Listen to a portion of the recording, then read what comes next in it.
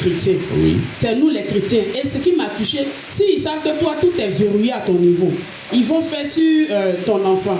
Bon, tu vas te sentir choqué que vraiment ton enfant, toi tu es chrétienne, bon, engagée, puis bon, voilà le comportement de l'enfant. Forcé, ça va quelque part t'énerver. Si tu n'as pas la révélation des choses, tu vas agir selon la chair, comme la dame a fait, et puis ils ont pu captiver son âme pour l'envoyer, comme on appelle, en enfer. Et puis bon, elle est là comme ça, mais elle est tonneau vide. Amen. Donc, ce côté-là aussi m'a touché. Parce que souvent, tu vois les enfants ont des comportements, l'enfant va passer devant toi, souvent il va descendre son pantalon. Il sait que sa maman dit ça, là, je n'aime pas. Il t'a déjà dit. Ça va t'énerver par moment. Hein? Tu es là, même souvent, moi-même souvent quand ça m'énerve, c'est au milieu des jeunes. Montre-moi son pantalon là. Qu'est-ce que c'est légèreté là? Et puis il va se fâcher. Pourquoi tu m'ennuies devant les gens? Donc il y a des choses. C'est pas facile d'être maman. Surtout quand les enfants atteignent l'âge de l'adolescence. Donc vraiment j'ai eu pitié aussi de cette dame. Amen. On acclame le Saint-Esprit pour la missionnaire. Vraiment, c'est vraiment très très marquant. Qui d'autre aussi? Qu'est-ce qui t'a marqué? Qu'est-ce que tu retiens? Qu'est-ce que tu as compris dans ce culte de ce dimanche? Oui, maman Déborah, on acclame Jésus-Christ pour sa servante. Ah, aujourd'hui j'ai retenu le gène des placalidromes. Maintenant, je vais contrôler quand on rentre dans le programme. Si les gens qui font les gènes de placalidrome, chaque soir je contrôle les repas. Et je viens auprès de ceux qui mangent maintenant. S'il y a gène de placalidrome, on te met sous discipline à maintenant. Oui, maman Déborah, qu'est-ce que tu retiens? Alléluia. Amen. Bon, moi je vais d'abord le temps on priait là. Oui, quand on priait, parlez fort dans le micro. Quand on priait ou on commençait la prière. Quand on priait et on commençait la prière.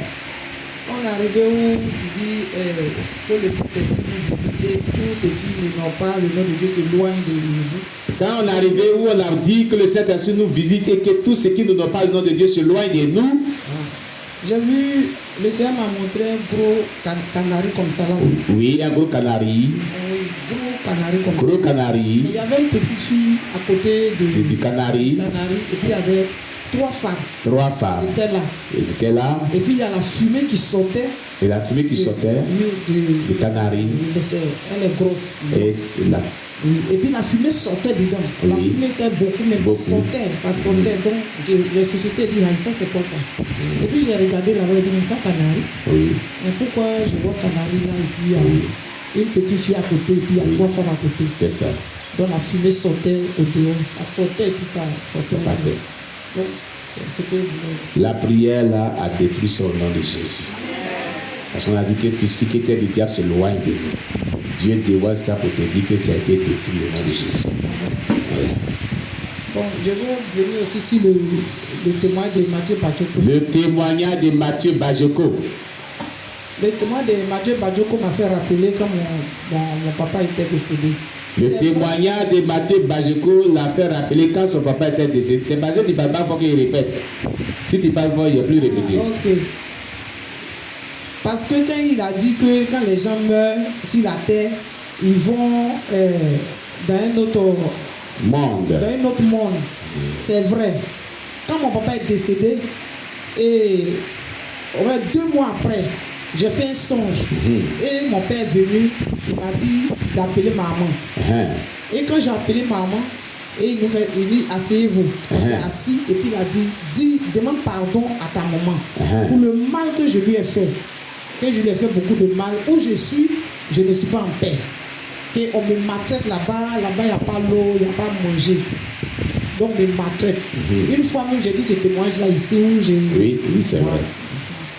Donc c'est pour confirmer le témoin de Mathieu Bajoko. C'est vrai, c'est la vérité. Oui. Et c'est comme ça que quand il a dit de demander pardon à maman, et je lui ai dit, maman, tu entends ce que papa dit? Oui. Il dit, moi j'ai tout laissé.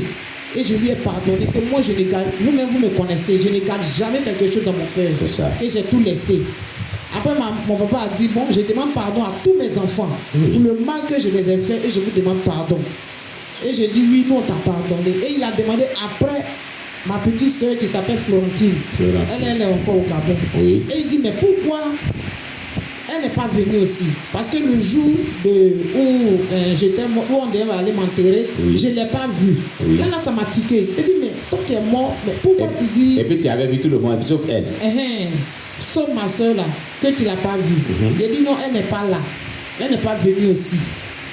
C'est ça, il a demandé après tous mes frères et mes soeurs. C'est ça. Et il a demandé aussi à ma grande soeur, il dit, elle n'est pas venue aussi. Oui. Et il dit, il faut dire à tes deux frères là d'arrêter de boire. D'arrêter de boire l'alcool. L'alcool. D'arrêter de boire l'alcool parce que où je suis là, là-bas là, c'est très dangereux. Ah. Il ne faut pas que vous allez venir là-bas aussi. Que tous ceux qui boivent l'alcool là, vraiment, ils sont en train de souffrir là-bas. Que lui-même là, il souffre beaucoup. Donc quand il parlait, quand il avait dit qu'il a faim, donc il y avait deux femmes. Il y a une qui est grande de taille et il y a une qui est un peu moyenne. C'est ça. Et tout d'un coup, je vois, ils sont en train de faire restaurant. Ces femmes-là. Oui, ces deux femmes-là. Mais ils étaient dans le noir, dans les ténèbres, au fait. Mais ils vendaient. Donc j'ai dit à la femme qu'il faut servir mon papa. Parce qu'il dit il a faim, il a soif. Donc la femme tournait, c'est pas mon papa. Il dit aïe. Mais je te dis que mon papa a faim. Et puis il a soif. Et puis il a soif. Et puis je te dis de le servir. Tu ne le sais pas. Tu ne le sais pas. Elle prend les bols, elle tourne. Donc je suis parti, je suis tombé sur la femme. Et puis j'ai saisi son cou, je l'ai fait tomber. Et puis mon papa a crié, laisse-la, non, laisse-la, il ne faut pas la toucher. Donc c'est ça, je suis quitté sur elle. Quand je suis quitté sur elle, et puis mon papa... Donc toi tu faisais pour battre pour ton frère. Tu as la force là-bas comme ça. Marie Konate Krimajab. C'est ça, mon papa dit, quand il a crié, et puis je l'ai laissé, mais j'étais énervé. Il dit, quelqu'un qui dit qu'il a faim. Servis-lui la nourriture, et puis il dit non, c'est bon, que lui ne mange plus. C'est ça, il dit bon, tu ne manges pas. Donc nous, on s'est levé. Donc il dit, il s'en va. Donc moi, je me suis levé, je le regardais. Il est rentré dans un noir ténèbre comme ça, et puis il a disparu. Il dit, Donc quand j'ai entendu le témoin de Mathieu Patoko, ça me fait rappeler voilà, le songe de ce que j'ai fait sur mon papa. Donc tout ce que Mathieu Patoko a dit là, c'est la vérité. Oui. Tout est la réalité. Amen. Quand les gens meurent, on sort d'un autre monde. Ça. Là-bas, on maltraite les gens. Ceux qui ne sont pas bien chrétiens. Voilà, si tu n'es pas chrétien, tu désobéis. Il y a des fois aussi tu es chrétien, mais tu dis que tu es chrétien, mais tu désobéis la voix de Dieu. C'est-à-dire tu es un pied dedans, un pied dehors, comme les gens disent. C'est là-bas que tu vas te retrouver. Donc elle m'a dit, n'allez pas là-bas aussi, ne venez pas où je suis. Parce que où je suis, c'est pas bon. C'est pas bon. Voilà. Donc c'est un peu ça. Amen, amen, amen. On acclame le Seigneur Jésus-Christ. Merci beaucoup à sa servante, Maman Déborah. Acclamez le Seigneur Jésus-Christ pour ce qu'elle a pu retenir. Alléluia. Qui d'autre aussi? Qu'est-ce que tu retiens? Qu'est-ce qui t'a beaucoup touché dans ce culte? Comme message qui t'a été adressé personnellement pendant que Dieu nous parlait. Oui, Maman Jipi. On appelle Jésus-Christ pour Maman Jipi, servant de l'Éternel. Acclamez le Seigneur Jésus pour sa vie. Voilà. Elle va nous dire ce qu'elle a vraiment retenu dans ce culte qui l'a beaucoup marqué, qui l'a beaucoup touché.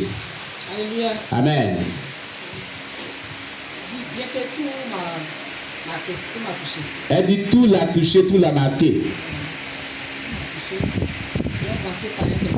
Elle va commencer par un témoignage. Dans ce temps-là, je n'étais pas là. Dans ce temps-là, elle n'était pas là. Mais les enfants disent que chaque soir, il y a un hibou qui vient se mettre sur notre clôture. Les enfants disent que chaque soir, il y a un hibou qui vient se mettre sur la clôture. Pendant son absence, on n'était pas là. Chaque soir. Donc, quand les oiseaux seuls ont peur, à cause de l'hibou, là, ils s'enferment dans le salon. Alors, les enfants ont peur à cause de l'hibou. Chaque soir, ils s'enferment dans le salon. Donc, quand je suis venue, ils m'ont dit, maman, chaque soir, il y a un hibou qui vient. Et puis, quand on dit qu'on le chasse là, il va bien. Ça va s'asseoir sur la porte de la douche. Il tourne dans la cour. C'est ça. Donc, quand ils m'ont dit, j'ai dit, mais qu'est-ce qui se passe? Et c'est la seule cour qui est là-bas. C'est là-bas? Chaque soir, l'hibou là va venir. Donc, j'étais les filles, l'hibou est venu. J'étais dans la maison, les enfants m'ont appelé. Un hibou un peu blanc. Un hibou un peu blanc. Les enfants m'ont appelé. Que maman hibou est venu, quand ils sont sortis de la maison. De la maison. Ils s'envolaient. Et puis je lui ai dit, je t'accompagne là où tu vas là, avec tout le contenu. du livre des Excellences, le verset 15. Accompagne là où tu vas. Que tout le côté des Excellences, verset 15, t'accompagne où tu vas. Au nom de Jésus. Et quand j'ai dit ça, dans ce temps-là, je ne l'ai pas encore vu. Les boules n'est plus révélé jusqu'à maintenant. Alléluia. La prière biblique à caractère prophétique est tellement puissante. Alléluia. Concernant le témoignage des choses de Mathieu Bajoko. La partie de la femme, vraiment, ça me concerne aussi. Et vous avez dit ici que mon petit-fils a été initié par un soi-disant pasteur. Mais je vous dis que son comportement, ce n'est plus ça. Ce qui fait que ça agit un peu sur ma vie de prière. À tout moment, la femme me met en colère. Voilà.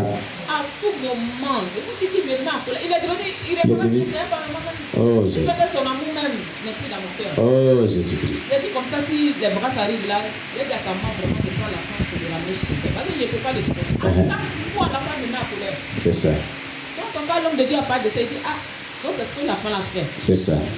Il y a un esprit qui est rentré en lui. C'est ça. Qui contrôle son comportement. Voilà. Vraiment, j'ai dit merci à Dieu. Amen. Il m'a pas ouvert les yeux sur ce côté. Alléluia. Voilà, je laisse désormais chercher sa délivrance. Tu l'envoies. Il y a Moja qui a gêné ici 3 jours sans manger, sans boire. L'enfant elle avait 4 ans. On l'a mis sur gêne ici forcé. Et puis Anne avait surveillé pour ne pas qu'il mange, pour ne pas qu'il boive. Et cet enfant de 4 ans a fait 3 jours de jeûne à sec.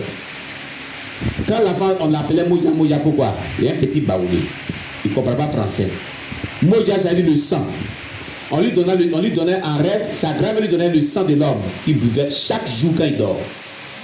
Et c'est ce qu'il appelle Moja. Donc l'enfant là, il ne pouvait pas passer une nuit sans boire le sang de l'être humain. Et ça le fatiguait. Et on a vu que c'était la sorcellerie. L'enfant a commencé à dire des choses de la sorcellerie. C'est là, quand Anne est venue avec lui, nous l'avons dit, cet enfant peut être délivré de Moja là, la sorcellerie. S'il fait 3 jours de jeûne à sec, on prie pour lui, si chaque jour, jusqu'à partir de ces 3 jours, il sera délivré. Moja, il dit, va faire le jeûne. Mais à partir du 2e jour, il ne voulait plus continuer. Anne l'a veillé sur lui.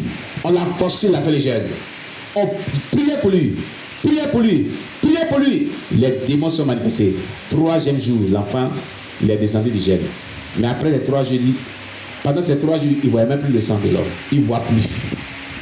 Quand il est descendu du jeûne, il dit, sa tante là, puisque c'est son neveu, elle a fait bissap. Il dit, lui, il ne boit pas bissap, c'est Moja. Qui lui ne veut pas prier, il ne veut pas boire Moja.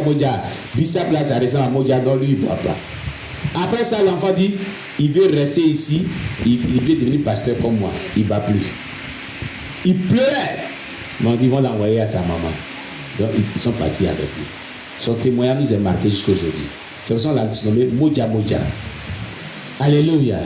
Donc, l'enfant peut être délivré.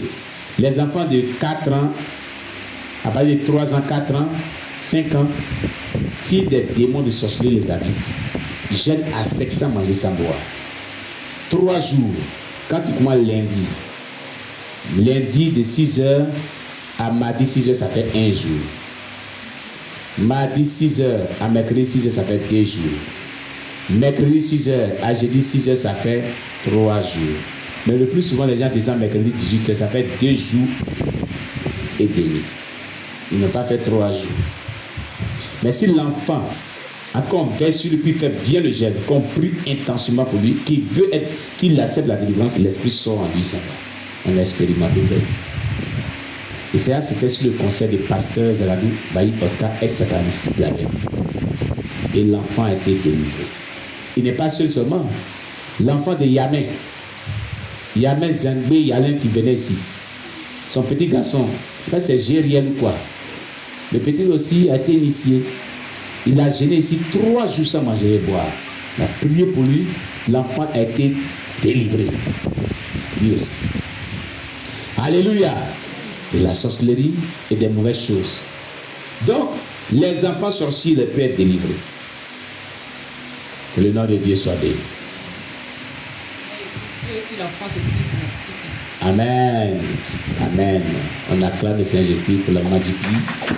Vraiment, que Dieu soit loué. Merci beaucoup, servant de l'Éternel. Alléluia.